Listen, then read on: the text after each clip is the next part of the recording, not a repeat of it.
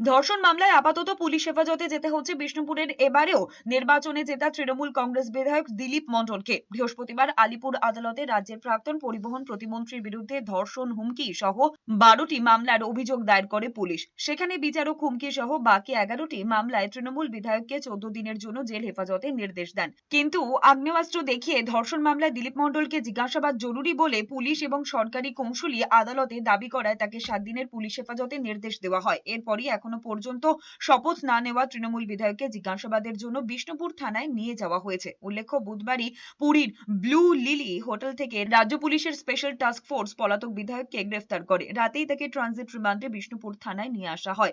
এর আগে হুমকি মামলায় পুলিশি তল্লাশির ঠিক আগে বিষ্ণুপুরের বাড়ি থেকে পালিয়ে যান তৃণমূল বিধায়ক দিলীপ মণ্ডল। পুলিশ আগ্নেয়াস্ত্র সহ তার পুত্রকে গ্রেফতার করলেও তিনি এতদিন গা ঢাকা দিয়েছিলেন তৃণমূলের এবারেও নির্বাচনে জয়ী দিলীপ মণ্ডল।